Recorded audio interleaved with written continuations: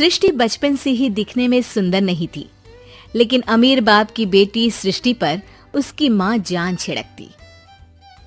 मेरी बेटी कितनी प्यारी है, भगवान सबको सृष्टि जैसी बेटी दे।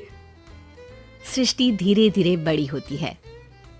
एक दिन सृष्टि की सहेली कहती है, तू दिखने में कितनी अजीब सी है, लेकिन मैं जानती हूँ हम सब में सबसे अच्छी शादी तो तेरी ही होगी। तेरे पापा अमीर जो हैं।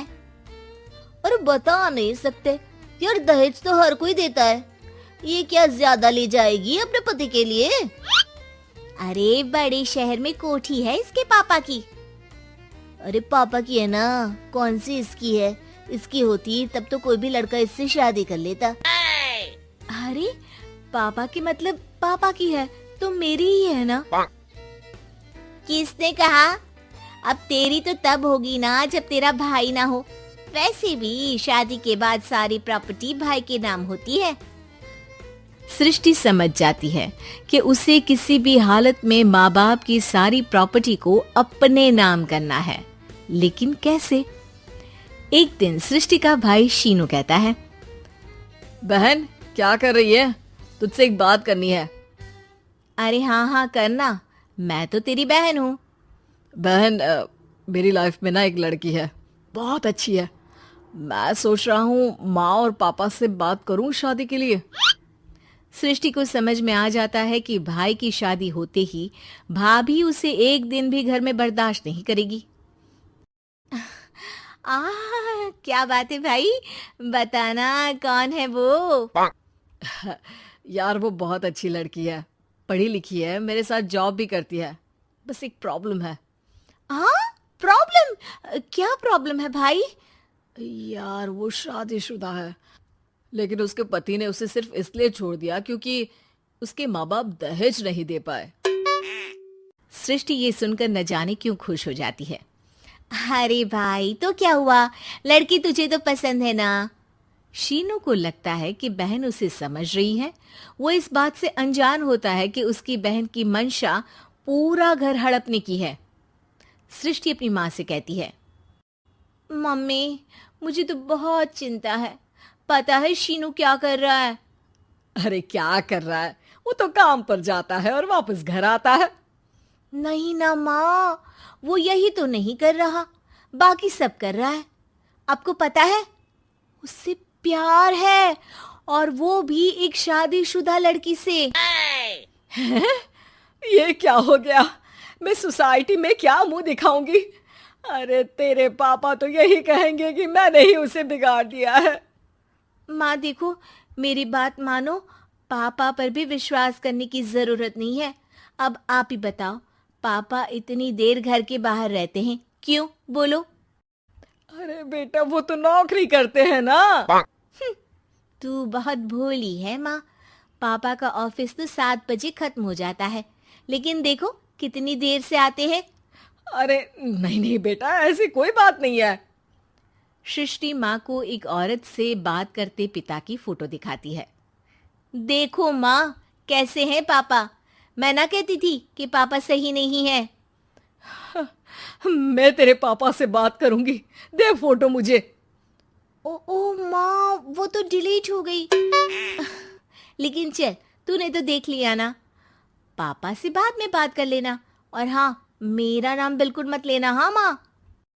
अब क्या था, सृष्टि के माँ और पिता के बीच झगड़ा होना शुरू हो जाता है। सृष्टि के मन में क्या चल रहा था कोई नहीं जानता था। एक दिन, माँ सृष्टि के लिए एक लड़का देखा है, वो लोग शाम को उसे देखने आने वाले हैं। और हाँ माँ, एक खुशखबरी, मैं और पापा मिलकर एक नया बिजनेस ट्राई कर रहे हैं। शाम को लड़का आता है, सांवले रंग का। सृष्टि को तो बिल्कुल भी पसंद नहीं आता। लड़की की माँ कहती है, लड़की का चेहरा तो कोई खास नहीं, लेकिन अगर मेरे बेटे को आप लोग सेटल कर दें तो मैं उसकी शादी आपकी बेटी से करवा दूं। सृष्टि को लड़का बिल्कुल पसंद नहीं था। उसे भाई पर गुस्सा आ जाता है। लड़के वालों के जाने के बाद कहती है, माँ देखा शीनू मेरे लिए कैसा लड़का लेकर आया, न दिखाने लायक न सुनने लायक, सेटल भी नहीं, वो भी हम करे।